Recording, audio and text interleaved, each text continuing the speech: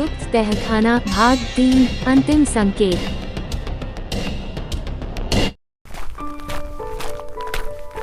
रात के 2 बजे दादी की आंख खुली। किसी ने बाहर दरवाजे पर दस्तक दी थी, लेकिन हवेली के चारों ओर कोई नहीं था। हवेली की दीवारों पर काले धुएं जैसी परछाइयां रेंग रही थीं और सिर्फ एक लिफाफा पड़ा था। लिफाफा पर लिखा था, तीसरी सीढ़ी की दूसरी ईंट के पीछे तुम्हारी नियति छुपी है। रिया और कबीर अब पहले से ज्यादा सतर्क थे, लेकिन इस बार माहौल अलग था। कबीर कुछ छुपा रहा था। रिया ने एक रात देखा कि कबीर अकेले तहखाने में गया और दीवार से कुछ निकालकर जेब में रखा। जब रिया ने सवाल किया, उसने कहा, कुछ चीजें जानना तुम्हारे लिए ठीक नहीं है। अब सस्पेंस सिर्फ तहखाने में नहीं, लोगों के बीच भी था। लिफाफे की बात याद रखते हुए रिया ने दीवार की तीसरी सीढ़ी की दूसरी ईंट हटाई। पीछे एक धातु का त्रिकोणीय पत्थर मिला, उस पर 3 लकीरें थीं और एक अजीब सी भाषा। कबीर ने देखते ही कहा, ये नागलिपि है। इसे सिर्फ वो पढ़ सकता है जो रक्त का वारिस है। दादी का चेहरा फिर उतर गया। उन्होंने कहा, मैंने अपनी असली पहचान छुपाई थी। मैं अंतिम नागवंश की बेटी हूँ। जब दादी ने उस प्राचीन लिपि को पढ़ा, तो उसमें एक रहस्यमय गुप्त तहखाने के रास्ते का वर्णन था, ऐसा रास्ता जो अब तक किसी को नहीं पता था। जहाँ तीनों दिशाओं के पत्थर एक सीध में हों, वहाँ धरती गूंजेगी।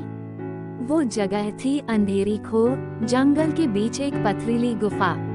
रिया, कबीर और दादी गुप्त रास्ते से उस गुफा तक पहुँचे। अंदर एक बड़ा सा दरवाजा था, जिस पर खून से लिखा था, इससे आगे कोई नहीं लौटा। लेकिन उन्होंने हिम्मत दिखाई और अंदर कदम रखा। गुफा में कदम रखते ही दरवाजा बंद हो गया। सामने एक आवाज गूंजी, सिर्फ वही बचेगा जो सच और बलिदान को पहचानता है। दीवारें हिलने लगी, रास्ते बदलने लगे। हर मोड़ पर एक चुनौती। एक जगह, किसी एक को पीछे छोड़ो। दूसरी जगह, सच बोलो या जल जाओ। रिया ने सच्चाई चुनी। मैं डरती हूँ, लेकिन मैं हारूंगी नहीं।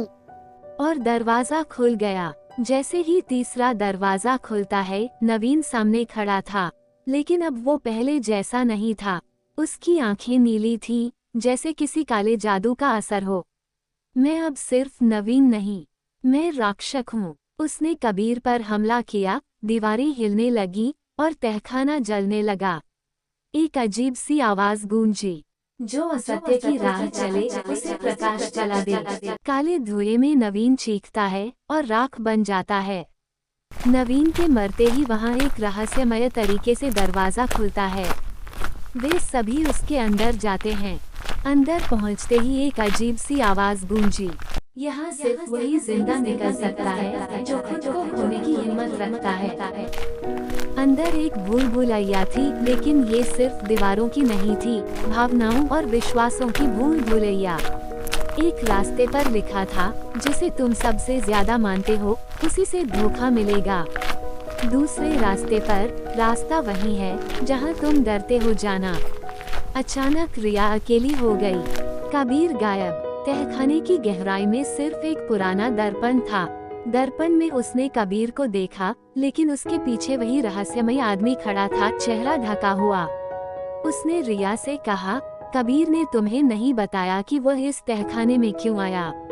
रिया डर गई। कबीर सामने आया और बोला, मैं तुम्हारे दादाजी की जगह भेजा गया था। मुझे इस राज को नष्ट करना था। रिया टूट गई, पर तभी दीवार पर एक शिलालेख चमका, जो विश्वास की अग्नि में बचे वही असली उत्तराधिकारी है। तीसरे तहखाने में एक कक्ष था, जो सिर्फ तब खुलता था जब कोई त्याग करता।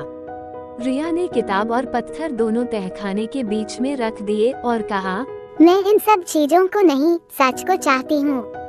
दरवाजा खुल गया। अंदर एक क्रिस्टल बॉल थी, जो सबका अतीत और भविष्य दिखाती थी। उसी में दिखा दादी का असली नाम, राजकुमारी त्रिलोचना नागिनी, और कबीर उसके पिता के आदेश पर भेजा गया एक जासूस था, लेकिन अब वह बदल चुका था। जैसे ही तहखाना हिलने लगा, वही रहस्यमय आदमी सामने आया। उसने नकाब हटाया और वो था रिया का असली पिता, जिसे सभी मरा हुआ मानते थे।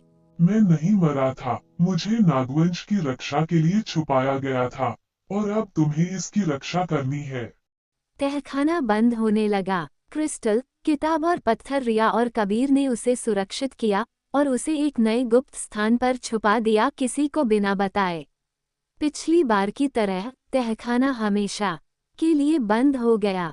रिया, कबीर और दादी हवेली लौटे। अब सब बदल चुका था। दादी ने रिया को एक आखिरी चीज दी, एक चाबी जिस पर लिखा था गुप्त वारिस।